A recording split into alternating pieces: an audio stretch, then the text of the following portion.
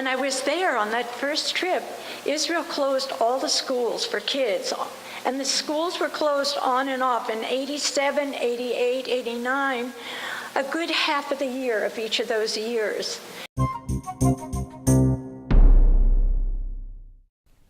Hello, my name is Stanley Heller. Welcome to The Struggle. The Senate report on CIA torture is just about a month old, but already it seems like ancient history. Neither the President or the Justice Department want to prosecute any of the torturers. Only one senator has spoken out and demanded the dismissal or demotion of people involved in the torture program. The power elite just hopes the issue will fade away. However, on January 12th, members of Witness Against Torture went down to the U.S. Senate to raise a ruckus. Several went into a Senate hearing room and started chanting. Others stayed in the Senate visitors' chamber unfurling banners. 20 were arrested. We'll have video. Then on January 15th, Democracy Now! Had an explosive segment, an interview with a former sergeant who served at Guantanamo, who wrote a book about 3 detainees who, according to the Pentagon, killed themselves all in the same way and at the same night as an act of war against us. However, the former sergeant, Joseph Hickman, says the facts are different. He wrote a book, and its title is Murder at Camp Delta. We'll show part of Democracy Now!'s interview with him. Then a look at Barbara Lubin, one of the founders of MECA, the Middle East Children's Alliance, which has brought millions of dollars to the long-suffering people of Palestine. We begin in the Senate offices in Washington, D.C.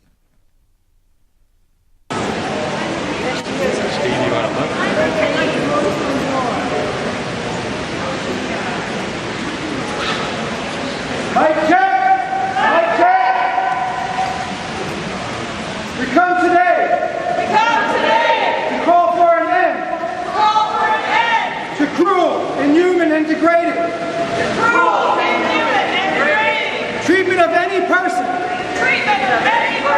by any agent of the U.S. government, which is to say, we call for these constitutional obligations to be implemented. We call for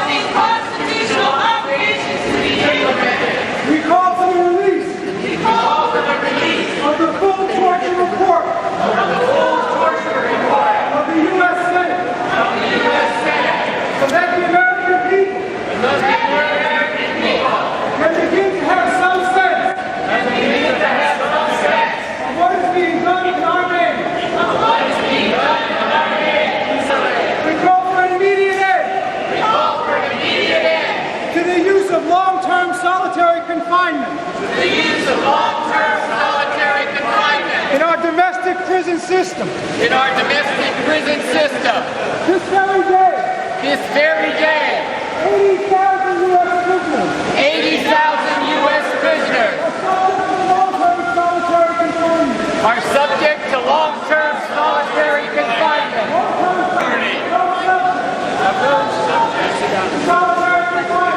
Solitary confinement. People of color. Of our prisoners. Our people of color. This is racism. This is the new Jim Crow. Now to Joseph Hickman. It's one thing if activists or even professors cry foul about Guantanamo. It's quite another when the accuser is a member of the U.S. military, a former member, who was at Guantanamo and cries murder. Going to look at one of the great mysteries of Guantanamo. What happened on the night of June 9th, 2006, when 3 prisoners died there? Authorities at Guantanamo said the three men, Yasir Talal al-Zahrani, Salah Ahmad al-Salami, and Mani Shamam al-Utaibi all committed suicide. The commander at Guantanamo, Rear Admiral Harry Harris, described their deaths as, quote, an act of asymmetrical warfare. They're smart, they're creative, they're committed. They have no regard in life, neither ours nor their own. I believe this was not an act of desperation, rather an act of asymmetric warfare waged against us. But many questions about the night remain unanswered. Harper's Magazine contributing editor Scott Horton first raised questions about what happened on that night in a 2000 piece he wrote called The Guantanamo Suicides. For the piece, Horton won a National Magazine Award for reporting. He appeared on Democracy Now! At the time, questioning the findings of the Naval Criminal Investigation Service, or NCIS, which investigated the deaths. We were able to see how they had concluded the suicides occurred. And they state that these three prisoners bound their feet, bound their hands with cloth, stuffed cloth down their throats, in some cases at least put masks over their faces to hold the cloth in place, fashioned mannequins of themselves to put in their beds to deceive the guards, put up cloth to obstruct the view of cameras, fashioned a noose which they attached at the top of an 8-foot wire wall, stepped up as their hands and feet are bound and they're gagging on cloth, stepped up on top of a wash basin, put their head through the noose, tightened it, and jumped off. And moreover, that these three prisoners in non-adjacent cells did all of these things absolutely simultaneously in a clockwork-like fashion. So the story is just simply incredible and simply not believable, I should stress. That was reporter and attorney Scott Horton speaking in 2010. Horton went on to reveal the three men who died may have been interrogated that night at a secret CIA black site facility at Guantanamo known as Camp No, or Penny Lane. Horton based his reporting on Guantanamo in part on testimony from a whistleblower, Staff Sergeant Joseph Hickman, who was on guard that night at Camp Delta. Hickman has spent most of his life in the military. He was awarded the Army Achievement Medal and the Army Commendation Medal while he was stationed with the 629th Military Intelligence Battalion in Guantanamo Bay. He was praised for dealing with a prison revolt in May 2006 when, by his own estimation, he became the first U.S. soldier to give the order to fire on prisoners at Guantanamo Bay. Staff Sergeant Joseph Hickman has just published a book about the deaths. It's titled Murder at Camp Delta, a staff sergeant's pursuit of the truth about Guantanamo Bay. Since leaving the military, Joseph Hickman began working as an independent researcher for the Seton Hall University School of Law's Center for Policy and Research. He's joining us from Green Bay, Wisconsin. And we're joined here in New York by the director of the center, Seton Hall professor Mark Denbo. The center's just published a new report titled Guantanamo, America's Battle Lab. Joseph Hickman, thanks so much for being with us. Can you talk about that night, the night of June 9th, 2006? Talk about what you saw. On June 9th, I was what was called Sergeant of the Guard. I was in charge of many different places in Guantanamo, different posts that were being manned by other soldiers.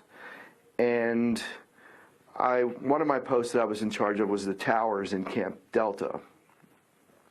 So I went to visit the guards that were manning those posts, and I went up to the tower, and when I was up there, I saw a vehicle, a van, we called it the paddy wagon, pull into Camp Delta and back up to the entrance of Camp 1.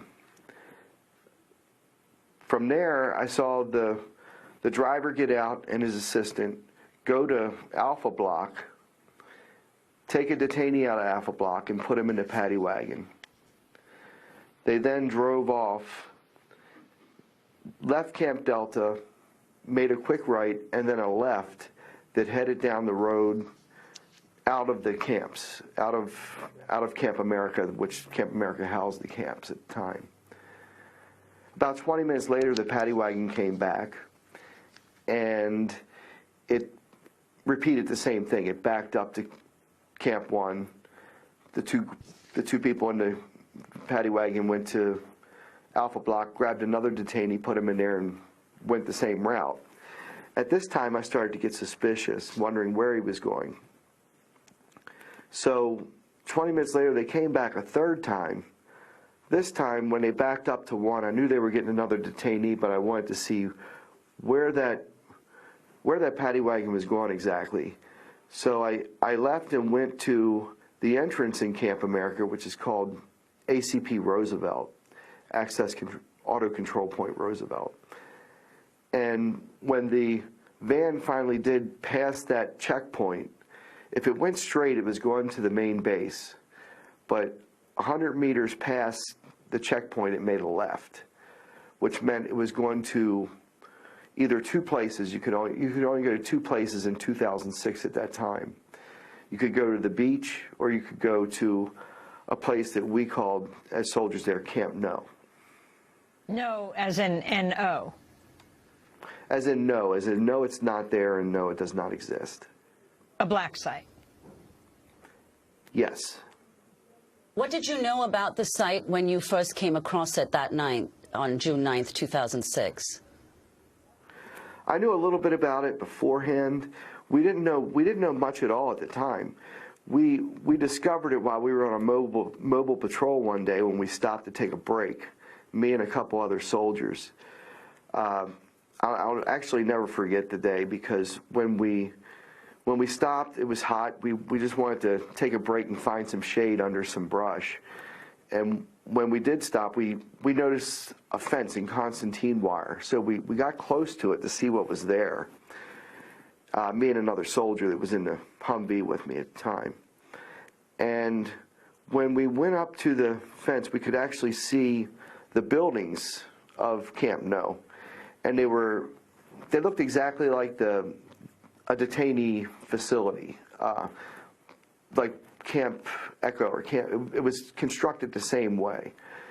So we just knew it was a detainee facility. It was a KBR building, it looked like.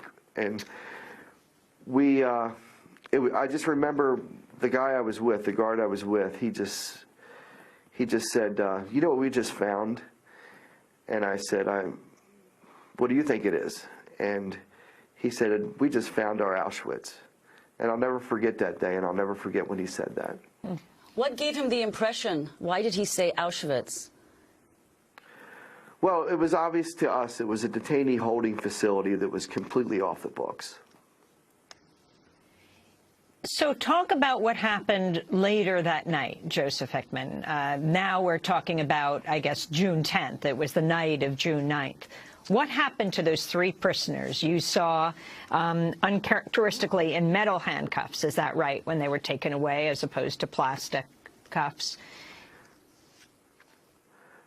Well, they were handcuffed. The one thing that I noticed after I saw them leave the camps, the rest of the night went pretty quiet until around 11:30, when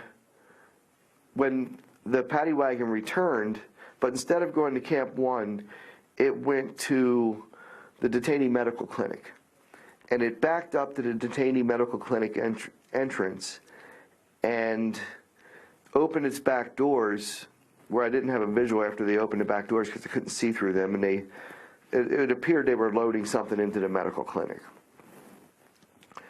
About just 15, 20 minutes later at the most, all the lights come on, and sirens are going off. It's complete panic in the camps. And I didn't know what was going on, but I went down, I saw a corpsman. I'd left the tower and saw a corpsman standing in front of the medical clinic. It was a corpsman that I knew. So I went up to her and I asked her, hey, what's going on? She said 3 detainees killed themselves. They stuffed rags down their throats. So right there, a few minutes later, I'm not sure how many minutes later, but I saw Colonel Baumgartner, and he told me we're going to have a meeting at right after work at 0700 at the theater. I want everybody there. Everybody you have on duty, I want them there. 2006. And so, Sergeant Hickman, what happened at that meeting that you were all called to attend? Well, Colonel Baumgartner, everybody was there that was on duty that night. Colonel Baumgartner got in front of everyone and he said, three detainees committed suicide last night. They shoved rags down their throats. But you're going to hear something different on the media, from the media. And he said, you are not to speak to anyone at home. You are not to speak to, you're not to write letters about this. Remember, we are monitoring you, or NSA's monitoring you. And he gave us a direct order not to speak about the suicides. There were 4 reporters on the base at the time? There was reporters on the base. They were told to leave the base immediately. They weren't allowed to stick around after the deaths. Did you start to ask questions right away? I started to ask questions the next day when I saw Admiral Harris on CNN. And I mean, right away it was suspicious with Colonel Baumgartner, but when Admiral Harris got on the news, when I was sitting in the chow hall watching CNN, and Admiral Harris called it asymmetrical warfare and said they hung themselves, I knew right away that no one hung themselves in Camp 1.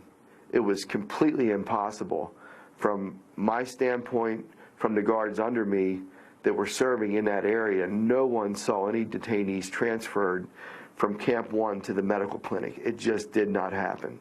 So what'd you do? Well, I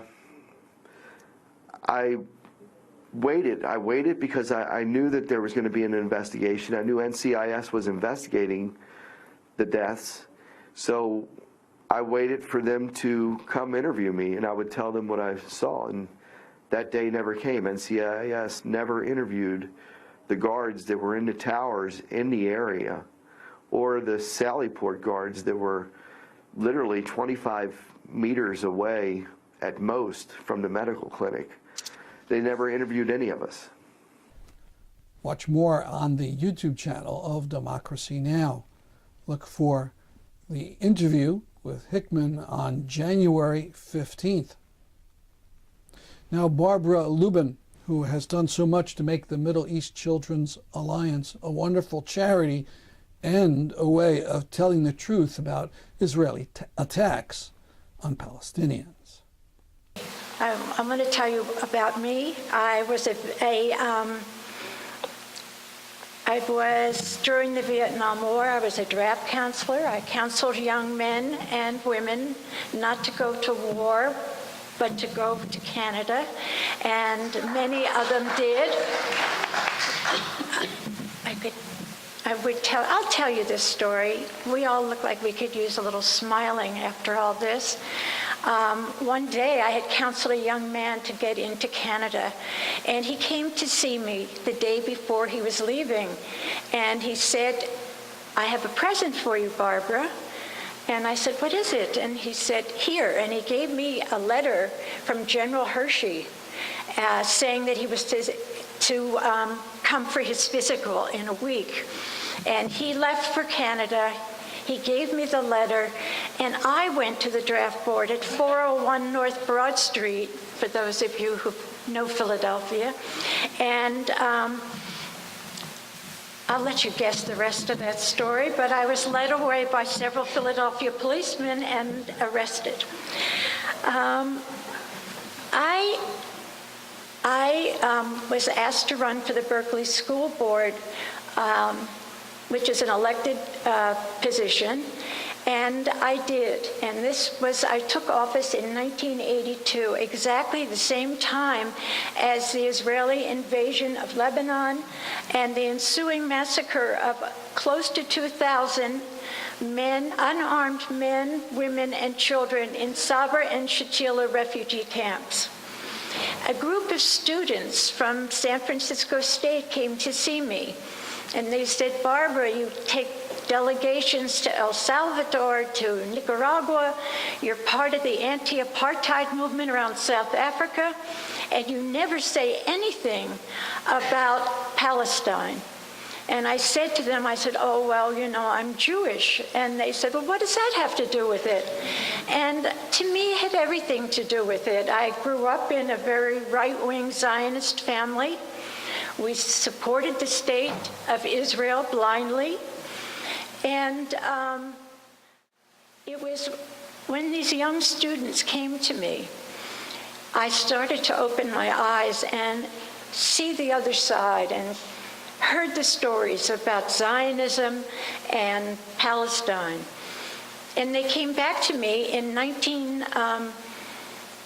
when the Intifada began in 1987, and asked if I would take a delegation to Palestine. And I said, okay. 2 weeks later, we were in the West Bank, and there were 11 of us. One was a Catholic priest, 2 of us were Jewish, and the rest were locally elected officials from around the country. We spent 2 weeks in the West Bank and Gaza, and it was a trip that really changed my life. I couldn't believe what I saw, because it was completely different than what I had grown up to believe. When I was young, I used to go door to door, as all young, nice Jewish girls and boys did, and ask our neighbors and people for money to plant trees in Israel, because Israel was going to make the desert bloom. So my family planted many trees. And it was on that first trip to Palestine that I saw thousands of trees being uprooted by the Israelis as collective punishment. If your child threw stones, they could come to your house and uproot all of your trees. And this was their living. And over 1.5 million citrus and olive trees have been uprooted by Israel in the last 15, 20 years. So here we were. I grew up planting trees, and I went and I saw trees being uprooted and killed. When I was there on that first trip, Israel closed all the schools for kids, and the schools were closed on and off in 87, 88, 89, a good half of the year of each of those years. And to deny an education to an entire population, I thought it was just outrageous. Other things happened on that trip. We were tear gassed, one of us was shot. It was an incredible, incredible time for me. And it was confusing because it was just 100% different than what I had grown up with. When we came home, we had a press conference at the San Francisco Press Club.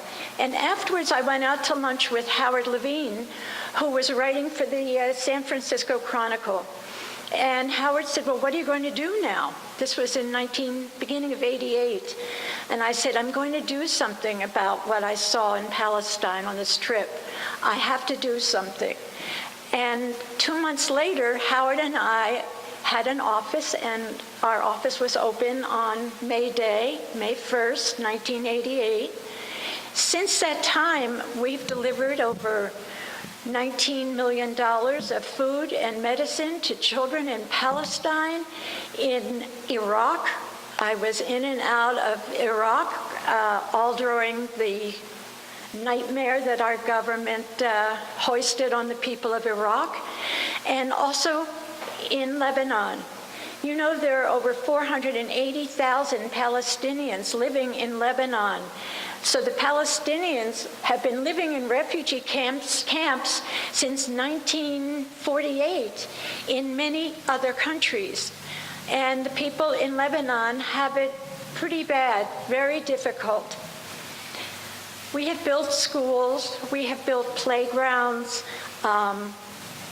We've done a lot of projects that have been really important. I was in Gaza in 2009 when one of the battleless wars on the people of Gaza took place. Dr. Mona, our project director in Gaza, had just come from Cairo. We were there for 3 weeks, buying an ambulance, buying wheelchairs, buying beds, buying food, medicine, anything you can imagine. When it all got in to Gaza, then we went in, and the war lasted for about another 3 days. And to live with those bombs coming down, when I think of children last summer, just a few months ago, living for 51 days with those bombs, it seems impossible to me. After that, we started several programs called Play and Heal, as a way, working with psychiatrists and psychologists in Gaza, as a way of bringing children out of their depression and the fears that they had.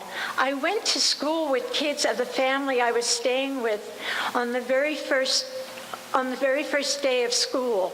This was in 2009-10. And when we got to school, in every classroom, there would be 1, maybe 2 or 3 desks with a little candle on it and a child's name. So there were close to 500 children killed in that bombing that took place. But in every classroom, almost in Gaza, there was this scene of these desks with the candles and the names of the child that used to sit there. That's our program for today. See you next week at this time. I'm Stanley Heller, and this is The Struggle.